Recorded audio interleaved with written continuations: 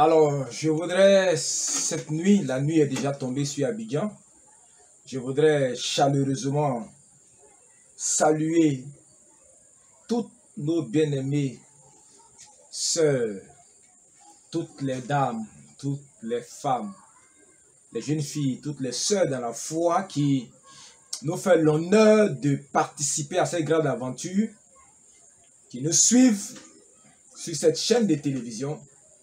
Je voudrais vous saluer chaleureusement.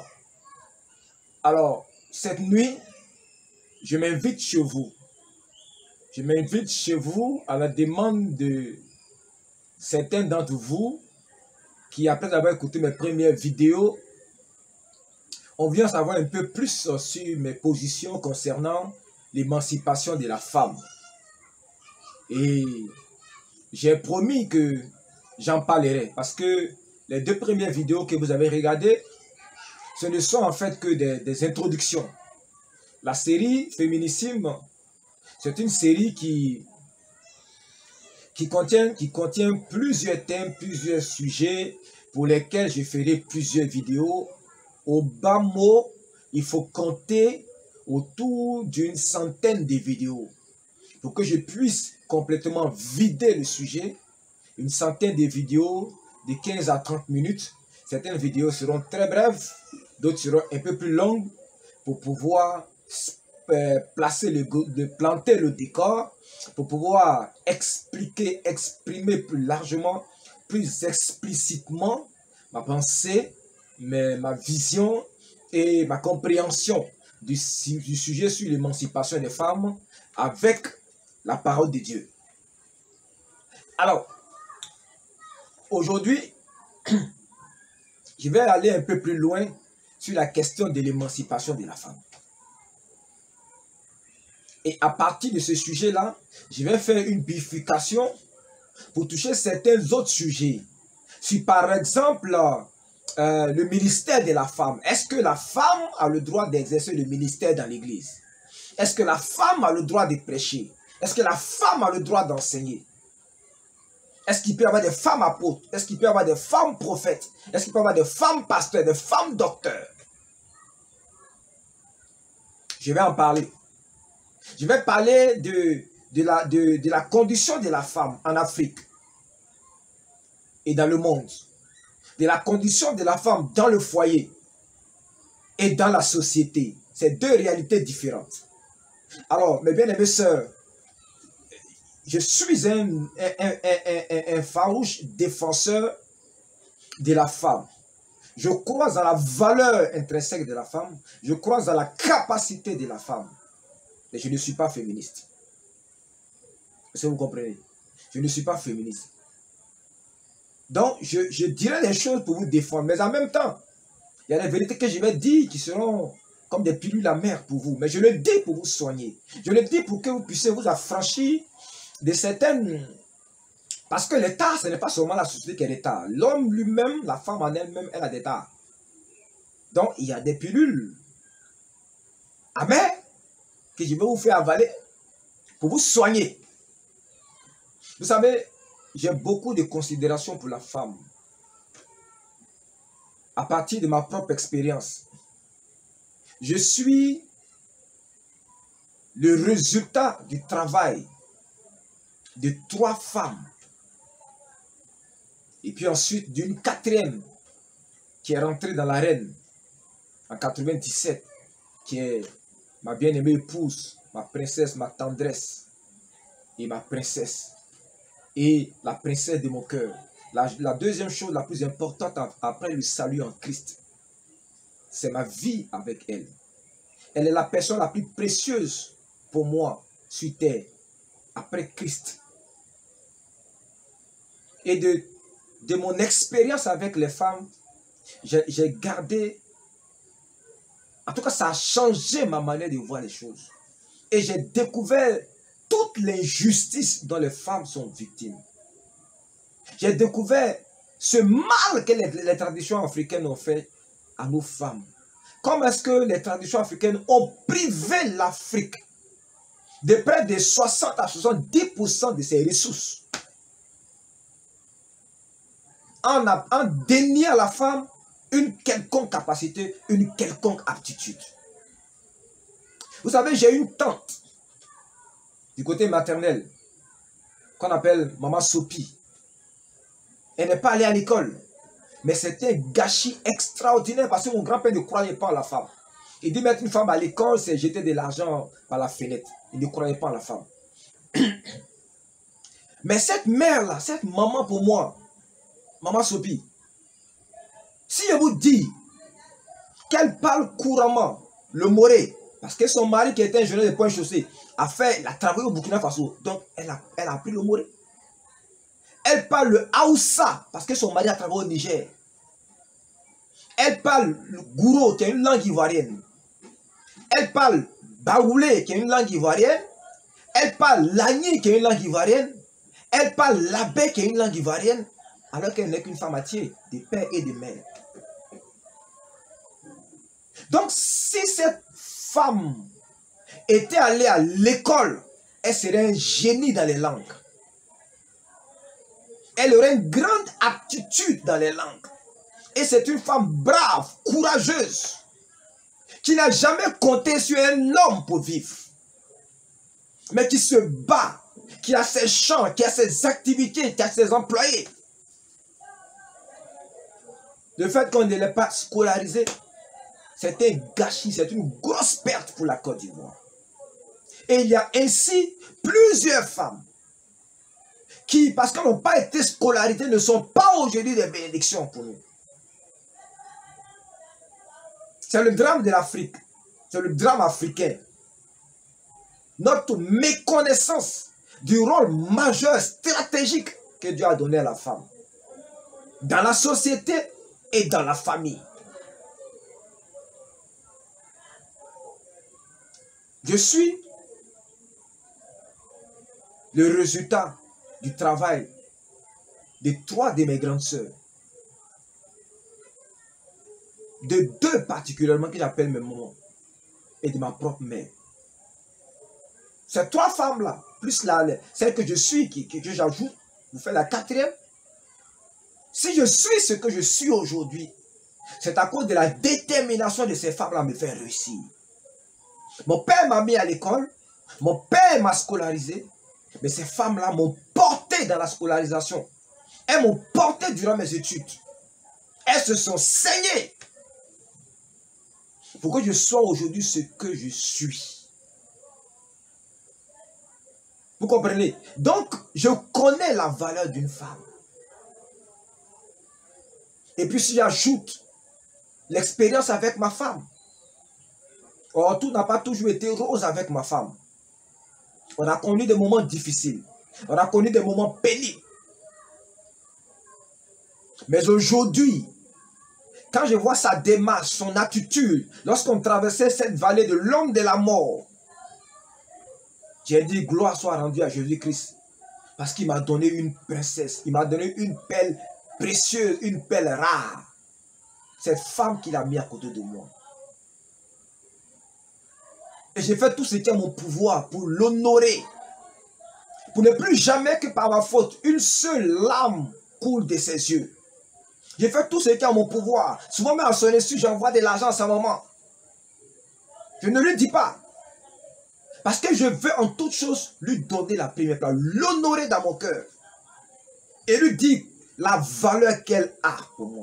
Seuls les insensés méprisent leurs femmes. Seuls les insensés battent leurs femmes. Seuls les insensés maltraitent leurs femmes. Mais un homme intelligent, il sait qu'il a une perle précieuse à côté de lui. Vous allez me dire, mais mon pasteur, mes frères Barnabas, moi ma femme, elle est sorcière. Mais comment est-ce que toi tu as pu épouser une sorcière? Qu'est-ce qui est en toi qui a attiré une sorcière dans ton intimité? Si tu as épousé une sorcière, c'est parce qu'il y a quelque chose de faux en toi. Donc, il faut régler le faux qui est en toi. Et quand tu vas finir de régler le faux qui est en toi, et que tu vas changer ta vision, tu vas changer ton comportement, tu vas guérir le cœur de cette femme. Il n'y a pas de femme impossible à vivre. Il n'y a que des hommes immatures et irresponsables. Je répète, il n'y a pas de femme impossible à vivre. il n'y a que des hommes immatures et irresponsables.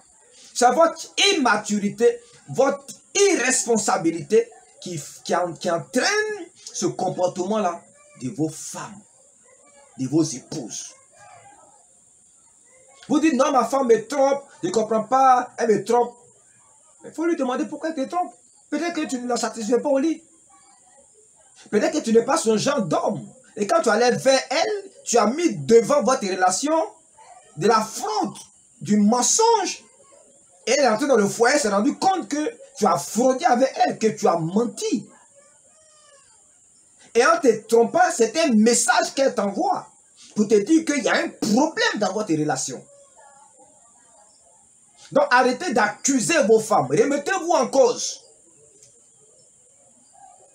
Et soignez-vous sur tous les plans. Parce qu'une femme qui trouve de la sécurité, qui trouve la paix, la tranquillité, qui trouve de l'affection et de l'amour dans la maison d'un homme, ne peut jamais tromper cette personne. Jamais.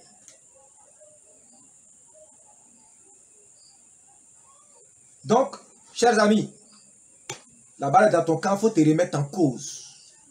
Je le dis toujours, quand on est dans les problèmes, la réaction naturelle de l'homme, c'est d'accuser les autres. C'est naturel. Ça m'arrive, à moi aussi. Mais comme j'ai cette révélation-là, je sais que la première réaction de mon cœur, c'est la réaction naturelle. Quand la chair a fini de faire son petit boucan, son petit cinéma, alors je rentre maintenant dans la dimension de l'esprit pour comprendre quelle est la pensée de Dieu. Qu'est-ce que Dieu veut m'enseigner? Et comment est-ce qu'avec les Écritures, avec la force du Saint-Esprit, je peux régler ce problème-là. Donc, mettez de l'ordre dans vos foyers. Ce que tu penses que ta femme n'a pas, instruis-la. Enseigne-la. Donne-lui les moyens. Tu aimes les femmes qui sont en chair, mais donne-lui les moyens de bien manger, de bien se nourrir pour qu'elles soient en chair. Tu aimes les femmes fines et ta femme va te grossir. Eh bien, paye-lui des cours de gymnastique. Permets qu'elle puisse rencontrer un nutritionniste. Mets les moyens pour qu'elle soit la femme que tu veux qu'elle soit. Tu dis elle est négligente, tu lui parles. Mais intéresse-la, il y a quelque chose qui peut capter son intérêt. Pour la mener là où tu veux la mener, il y a quelque chose qui peut capter son intérêt. Il y a toujours dans le cœur de la femme quelque chose qui capte son intérêt, quelque chose qui attire son attention. Même la plus méchante des femmes, il y a un point d'entrée dans son cœur. Il faut trouver ça, c'est tout. Pourquoi pensez-vous que les menteurs ont les plus jolies femmes? Parce qu'ils savent qu'il y a un point d'entrée dans le cœur de toutes les femmes. Vous pensez que les femmes qui sont les sorcières n'ont pas de mari? Elles ont des maris. Malgré le fait qu'elles sont des sorcières là. Il y a des gens qu'elles aiment.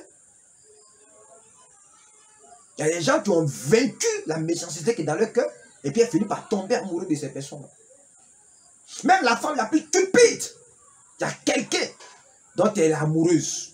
Il y a toujours quelqu'un dont elle est amoureuse. Parce que la porte de son cœur a une clé. Donc, cher ami, il faut trouver cette clé, la porte du cœur de ta femme. Et à partir de cette clé-là, tu vas l'amener à elle ce que tu veux qu'elle soit. Moi, ma femme, c'est mon honneur, c'est ma gloire, c'est ma princesse, c'est ma reine. C'est parce qu'elle-même, à cause de sa culture baptiste, œuvre et mission, il y a des choses qu'elle ne veut pas faire.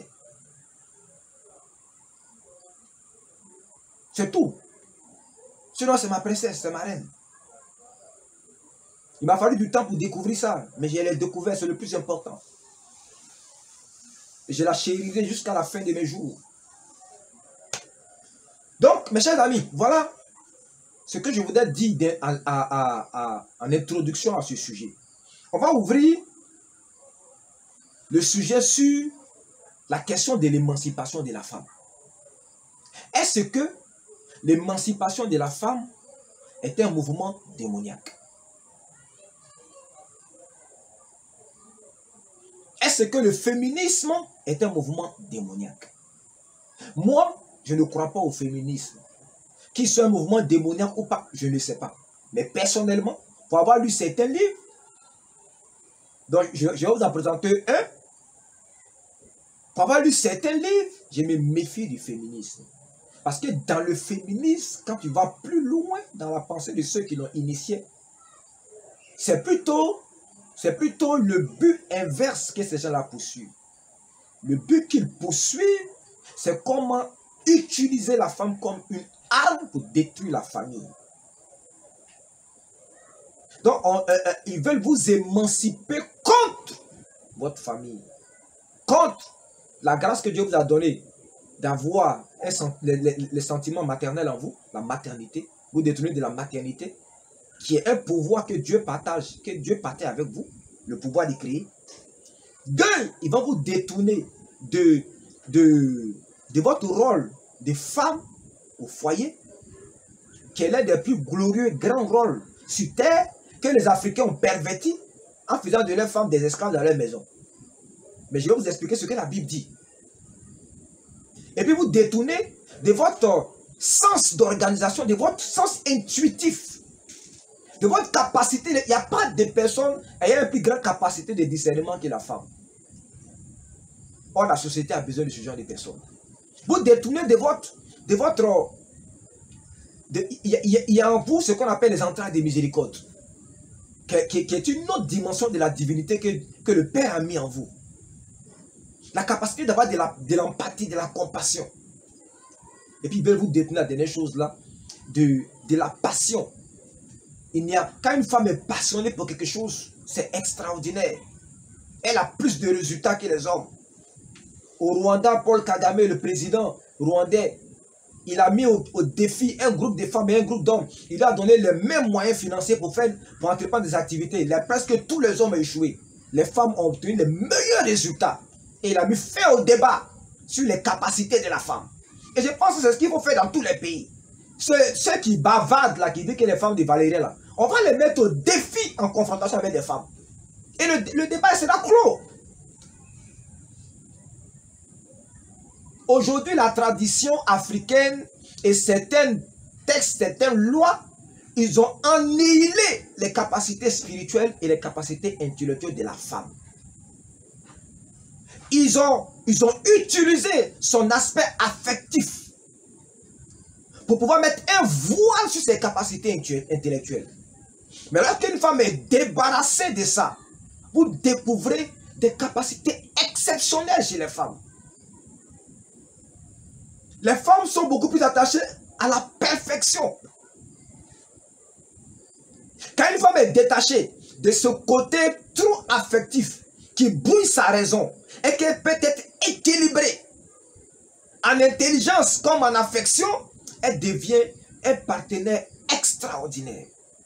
Dieu a créé la femme pour qu'elle puisse jouer un rôle que lui, Dieu, il était censé jouer à côté d'Adam.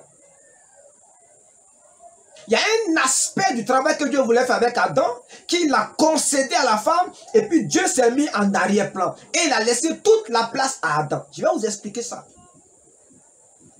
C'est pourquoi regardez ceux qui n'aiment pas les femmes, ceux qui ont des foyers malheureux, ils ne vivent plus. Ils n'ont plus de vie. Ceux qui n'ont pas eu la chance d'avoir de bonnes femmes, regardez-les, ils n'ont plus de vie. Mais quand tu as une bonne femme, oh, tu es épanoui, mon cher ami. Tu es épanoui. Et je suis l'un des hommes les plus heureux de la terre. Parce que j'ai une femme merveilleuse. Une femme qui aime mes parents. Une femme qui aime mes petits frères. Une femme qui est au soin. Qui me donne des conseils sages. Une femme qui est capable de me faire renoncer à des choses que je veux faire. Parce qu'elle est intelligente. Parce qu'elle aime Dieu. Parce que c'est une femme spirituelle. Et c'est une grande bénédiction pour moi. Donc, concernant l'émancipation de la femme, moi, je préfère plutôt le thème affranchissement, le thème autonomisation de la femme. Autonomisation par rapport à quoi? Affranchissement par rapport à quoi? Alors, quand Jésus dit dans le livre de Galates 5, le verset 1 et le verset 13, quand l'apôtre Paul, parlant par le Saint-Esprit, dit que c'est pour la liberté que Christ vous a affranchi, ce verset concerne autant les femmes que les hommes. Donc, quand Jésus a franchi quelqu'un, il a franchi cette personne du péché. Le péché, c'est le principe général qui a poussé l'homme à sortir du but originel pour lequel Dieu l'a créé. Et ce péché-là a des manifestations. Des manifestations d'ordre moral, sociétal, intellectuel, religieux, psychique, humaine, tout ça. Le péché a plusieurs manifestations. Et parmi les manifestations du péché, il y a la maltraitance de la femme, il y a l'aliénation de la femme, dans laquelle les sociétés africaines, les sociétés humaines ont placé une catégorie d'êtres humains. Quand les hommes traitent avec les femmes, ils oublient que ce sont des êtres humains.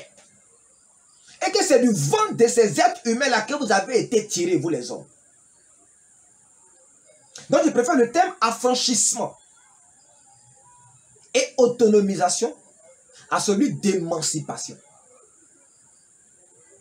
Il faut donc garder à l'esprit cette distinction que je fais entre l'émancipation de la femme et son affranchissement et son autonomisation. Donc, selon Galates 1, Galates 5, le verset 1 et le verset 13, c'est pour la liberté que Christ vous a affranchi. Le Christ qui a affranchi l'homme avec grand H a aussi affranchi la femme. En affranchissant la femme du péché, Christ l'a aussi affranchi de toutes les traditions humaines, de toutes les lois humaines et de toutes ces conceptions, de tous ces concepts qu'on ne peut pas démontrer avec les Écritures, mais qui sont les tares de la société africaine, la société occidentale, les tares dans lesquelles on a maintenu la gente féminine. Donc, quand on parle de l'affranchissement par le sang de Christ, ne voyez pas seulement que le côté du péché d'ordre moral. Jésus ne nous affranchit pas seulement de l'adultère, du vol, du mensonge, de la duplicité. Il nous affranchit aussi de toutes les conséquences liées au péché qui est rentré dans le monde. Il nous donne les armes, il nous donne les capacités et il nous donne la légalité spirituelle pour nous affranchir. C'est pourquoi la Bible dit qu'en Christ, il n'y a ni homme ni femme. Tous nous avons été affranchis. Et c'est sur cette vérité biblique que je vais camper quand je parle de l'autonomisation de la femme, quand je parle de son affranchissement. La raison pour laquelle je suis contre toutes ces traditions humaines qui mettent la femme, qui écrasent la femme, qui la mettent dans une position de mépris et d'aliénation. La raison pour laquelle je suis contre ces choses, c'est parce que je crois que Christ a aussi affranchi la femme de son aliénation. Vous savez, je vais vous donner une révélation et j'aurai le temps d'enseigner ça. Ce n'est pas la femme qui est responsable du péché du monde. Elle n'est pas coupable. Parce que la Bible dit que c'est Adam qui, par son péché, a entraîné la ruine de l'homme. Car c'est par un seul homme, dit le livre de Romains, que le péché est rentré dans le monde. Ce seul homme-là, c'est qui? C'est Adam. C'est vrai, la femme l'a induit en erreur, mais n'était pas obligée de tomber dans l'erreur.